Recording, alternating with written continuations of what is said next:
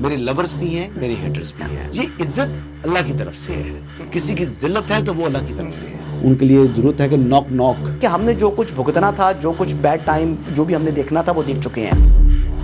حسن ایوب خان کے تمام دیکھنے والوں کو السلام علیکم. ناظرین، ملٹیپل سٹوریز کے ساتھ آپ کی خدمت میں حاضر ہوں.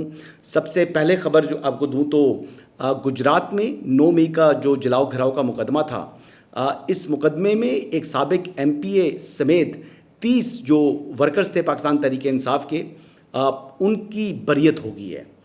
جی ہاں، کیونکہ عدم شواہد کے اوپر جب ایویڈنس پروسیکیوشن پیش نہ کر سکے تو قانون جو ہے وہ یہی کہتا ہے کہ جو ملزمان ہیں ان کو بری کیا جائے. تو بات یہ ہے کہ جہاں پر کیسز کمزور ہیں وہاں پر 9 مئی کے اندر بریت بھی ہو رہی ہے. لیکن اس فیصلے نے، یعنی اس میں سابق ایک ایم پی ہیں چودھری سلیم سرور جوڑا، ان کی بریت بھی ہوئی ہے. تو بیسکلی ایک ہیوی ویٹ بھی ایک لحاظ سے اگر دیکھا جائے تو گجرات کے اعتبار سے تو اس شخص کی بریت ہونا اس بات کا منہ بولتا ثبوت ہے کہ جہاں پر مقدمہ مضبوط نہیں ہے، جہاں پر شواہد موجود نہیں ہیں، وہاں پر جو ایکیوز ہیں ان کو ریلیف مل رہا ہے. تو جو عمر ایوب صاحب، شبلی فراز صاحب جو اور دیگر جو ہے، یعنی اس کا مطلب ہے کہ آپ دیکھ لیں کہ احمد چٹا صاحب ہو جائیں، صاحبزادہ حامد رضا صاحب ہو جائیں، تو ان کو وکٹمائز نہیں کیا گیا بلکہ ان کے خلاف کیس میں سولڈ ایویڈنس موجود تھا. تو اس کے علاوہ جی اگلی خبر یہ ہے کہ مریم نواز شریف صاحبہ کی زیر صدارت جو بین المسلمین کمیٹی کا ایک اہم اجلاس ہوا. اجلاس میں جو امام مسجد ہیں ان کے لیے میں 10,000 کا وظیفہ میں نے کہا تھا، تو وہ یہ 10,000 نہیں ہے جی، یہ 25,000 روپے وظیفہ ماہانہ مقرر کیا جائے گا. اور مریدکے میں جس طریقے سے ایک قسم کی جو کارروائی کی گئی تھی اس کے نتیجے میں اور اس کے بعد خاصی گرفتاریاں ہوئی تھیں، تو ان گرفتاریوں میں جو بے گناہ لوگ ہیں جو کالعدم تحریک لبیک کے، تو ان تمام لوگوں کی رہائی کا بھی ان پرنسپل ڈیسیژن ہو چکا ہے. اچھا، مریم نواز شریف صاحبہ نے جی اس کے علاوہ بھی جو وہاں پر خطاب کرتے ہوئے اس کمیٹی سے انہوں نے کہا کہ جب تک پاکستان تحریک انصاف نے سیاسی جدوجہد رکھی انہوں نے بے تحاشا جلسے کیے، ان کو کسی نے نہیں روکا، کوئی ہاتھ نہیں لگایا. جس دن انہوں نے ریاست مخالف اسلحہ اٹھایا اور پھر گولی چلا دی تو پھر اس دن سے ان کا زوال شروع ہو گیا ہے. مریم نواز شریف صاحبہ نے یہ بھی کہا کہ میں نے میرے خاندان نے بھی بڑے مشکل وقت دیکھا ہے، لیکن ہم کبھی انتہائی اقدام کی طرف نہیں گئے. وہ کیا کہہ رہی ہیں، آئیے سنتے ہیں. اور میں آپ کو یہاں پر پی ٹی آئی کی مثال دینا چاہتی ہوں کہ جب تک وہ سیاسی جنگ لڑتے رہے ان کو کسی نے کچھ نہیں کہا. انہوں نے ہزاروں جلسے کیے، ان کو کسی نے انگلی بھی نہیں لگائی. جس دن انہوں نے ریاست کے خلاف ہتھیار اٹھا لیا، جس دن انہوں نے ہتھیار استعمال کیے، گولیاں چلائیں، املاک کو جلایا، ریاست کی اور عوام کی املاک کو جلایا، اور انہوں نے وہ رویہ اختیار کر لیا جس سے وہ سیاسی جماعت کی کیٹیگری سے باہر نکل گئی، اس دن سے ان کا زوال شروع. اس کے لیے وہ کسی کو جو بلیم نہیں کر سکتے، کسی کو اس کا الزام نہیں دے سکتے، اس کے ذمہ دار وہ خود ہیں. اگر سیاسی جدوجہد کرتے رہتے تو کسی کو کوئی اعتراض نہ ہوتا. ہمیں بھی بہت مشکل وقت میں نے بھی دیکھا ہے، میرے والد نے دیکھا ہے، میرے خاندان نے دیکھا ہے، لیکن ہم نے کبھی ہتھیار نہیں اٹھایا. اچھا، مریم نواز شریف صاحبہ کی تو آپ نے بات سنی. آگے بڑھتے ہیں جی. بندوق کی بات ہو رہی ہے تو بندوق کے حوالے سے جو چیف منسٹر خیبر پختونخوا ہیں سہیل آفریدی صاحب، وہ کہتے ہیں جی بندوق کا مقابلہ بندوق سے نہیں بلکہ آئین اور قانون کے دائرے کے اندر رہتے ہوئے، اور آئین جس چیز کی اجازت دیتا ہے وہ ہر اقدام کریں گے. وہ کیا کہہ رہے ہیں، آئیے سنیں. ہم نے آواز اٹھانی ہے کیونکہ ہم نے بندوق کا مقابلہ بندوق سے نہیں کرنا. ہم نے بندوق کا مقابلہ آئین اور قانون کے دائرے میں رہ کر تمام وہ حربے استعمال کرنے ہیں جو ہمارا آئین ہمیں اجازت دیتا ہے، اور پاکستان میں جو ہے رول آف لا لانا ہے. اچھا، ان کی آپ نے بات سنی تو یہ باتیں تو اپنی جگہ ہوتی ہیں، یہ لفاظی ہے. جو سہیل آفریدی صاحب ہیں وہ اس وقت بظاہر بیہیو کرتے ہوئے دکھائی نہیں دے رہے. نہ ان کی زبان میں شائستگی ہے اور نہ ہی ان کا جو اس وقت رویہ ہے وہ ایسا دکھائی دے رہا ہے کہ وہ یعنی معاملے کو جو ہے وہ سنجیدگی کے ساتھ اور ایک حکمت کے ساتھ لے کر بڑھیں. ان کا صوبے کے اندر جو ہے وہ اس وقت خاصی بدامنی ہے، اور بدامنی کے باوجود وہ اس بات پر جو ہے وہ زیادہ فوکس کیے ہوئے ہیں کہ ان کی عمران احمد نیازی جو کہ اڈیالہ کے چانسلر ہیں ان سے ملاقات ہو تاکہ وہ ان سے گائیڈ لائنز لے سکیں. وہ کیا کہہ رہے ہیں، آئیے سنتے ہیں. तो मैं चाह रहा था कि मैं अपने लीडर अपने कायद जनाब इमरान खान साहब से जो हमारे पार्टी के तहयात चेयरमैन हैं उनसे मिलूं।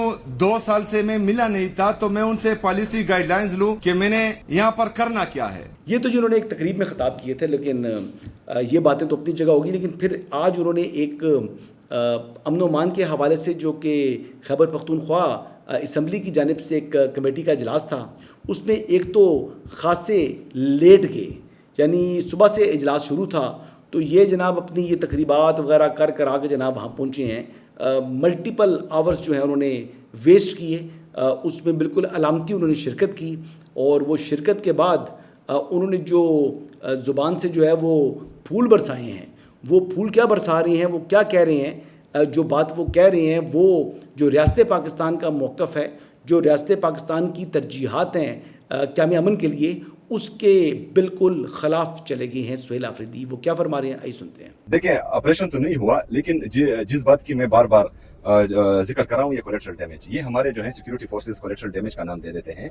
लेकिन जो आप इंटरनेशनल स्टैंडर्ड देखें तो कोलेटरल डैमेज जो है उसमें इंटेंशन और प्रोपोर्शन देखा जाता है।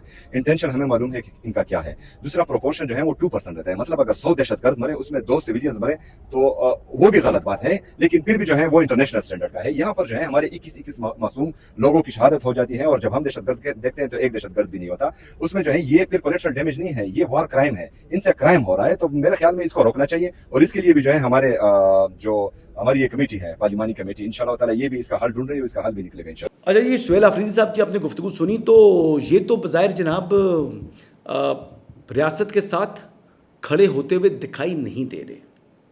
अब बात ये है कि मैं यही कह रहा था कि सुहेल आफरीदी क्या करते हैं। अगर वो रियासत के साथ खड़े नहीं होंगे तो फिर क्या होगा? फिर वही होगा जो मंजूर खुदा होगा। फिर वो कहते हैं इनको होने को कौन डाल सकता है?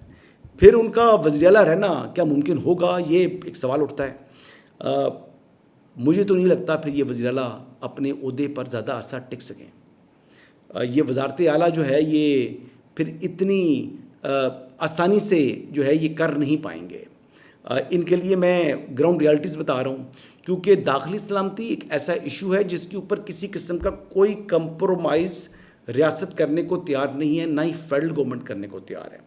तो ये जो इश्यूज़ हैं, जो बात कोलैटरल डैमेज के हवाले से वो बात कर रहे हैं कि जनाब ये झूठे नाम देते हैं। जो ऑपरेशन में कहते हैं जी कि 100 के मुकाबले में 2 बंदों की जो है इंटरनेशनल स्टैंडर्ड है, तो बात ये है कि यहाँ पर तो कोई स्टैंडर्ड ही नहीं है। यहाँ पर तो दहशतगर्दों को दहशतगर्द को मानने को तैयार नहीं है।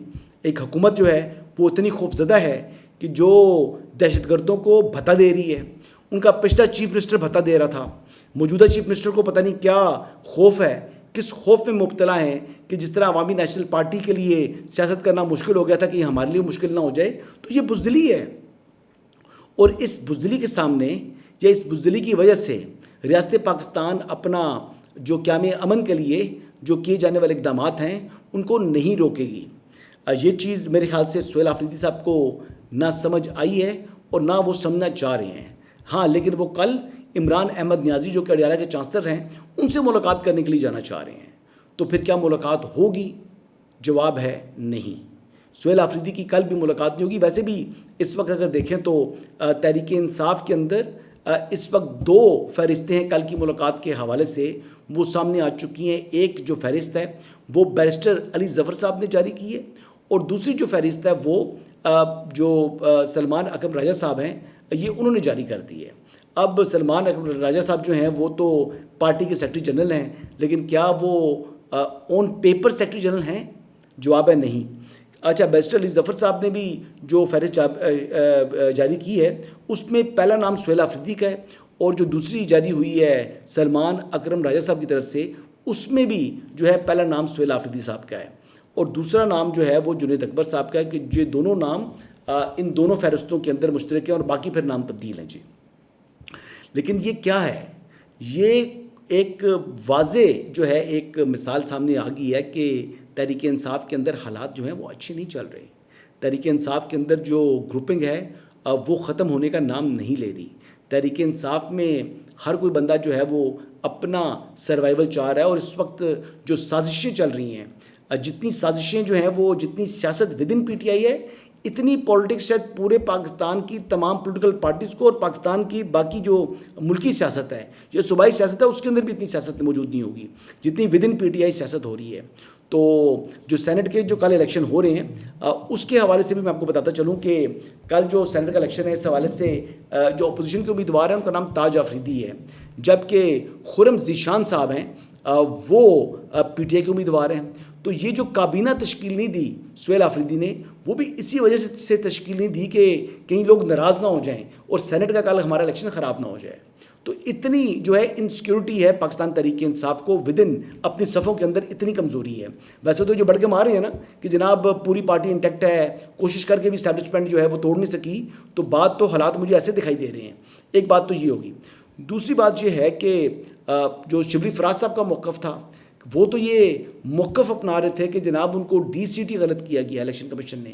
پھر وہ اپنا جو درخواست تھی انہوں نے جو کل الیکشن کو یعنی وہ کہہ رہے تھے کہ ملتوی کیا جائے, وہ درخواست انہوں نے کہا جی کہ ایک طرف آپ نے ٹکٹ جاری کر دیا, نیا امیدوار میدان میں اتار دیا, آپ چیئرمین پی ٹی آئی ہیں عدالت نے کہا, اور بیرسٹر گور صاحب آپ ہی کل کے الیکشن کے لیے حکم امتناعی کے لیے آ گئے, تو انہوں نے کہا جی ہم اس معاملے کے اندر نہیں آئیں گے. تو یہ معاملہ جی وہاں سے بھی یہ طے ہو چکا ہے. تو پھر کل اب الیکشن ہوگا سینٹ کا. بہرحال جی آخری خبر آپ کو بتاتا چلوں جی, جو ویسے تو میں اس میں جب آپ کے شناختی کارڈ بلاک ہو جائیں تو پھر اس کا مطلب یہ ہوتا ہے کہ آپ کے بینک اکاؤنٹس بھی بلاک ہو گئے ہیں. جی ہاں, علیمہ خانم صاحبہ کے جو بینک اکاؤنٹس ہیں وہ منجمد ہو چکے ہیں, اور ان کے جو فریزنگ آرڈرز ہیں اس حوالے سے جو رپورٹ ہے وہ اسٹیٹ بینک آف پاکستان نے عدالت میں جمع کرا دی ہے. اور آپ کو معلوم ہے کہ 5 مرتبہ ان کے naan bailable warrant of arrest جو ہیں وہ ایشو کیے کورٹ نے, اور انہوں نے سائن بھی کیا, لیکن اس کے باوجود ٹرائل کو یعنی پرولونگ کرنے کے لیے اور اپنے ٹرائل سے رائے فرار اختیار کرتے ہوئے علیمہ خانم جو ہیں وہ عدالت تو پہنچی لیکن عدالت کے سامنے پیش نہیں ہوئی. تو یہ بڑا واضح مثال ہے جی, یہ تحریک انصاف کی قیادت ہے, یہ چیئرمین تحریک انصاف جو بانی چیئرمین ہیں ان کی ہمشیرہ ہیں, تو یہ بھی انصاف کو جو ہے اتنی اہمیت دیتی ہیں.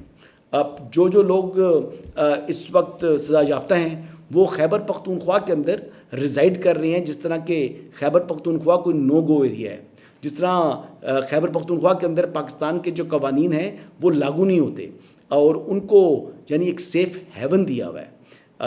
یہ ان کا اپنا طور طریقہ ہے, یہ ان کی حقیقت ہے. باتیں سنو, ان کی آئین اور قانون کی باتیں کرتے ہیں, اور اپنے جو عملی جو عملی طور پر ان کا طرز عمل ہے وہ یہ آپ کے سامنے آ رہا ہے.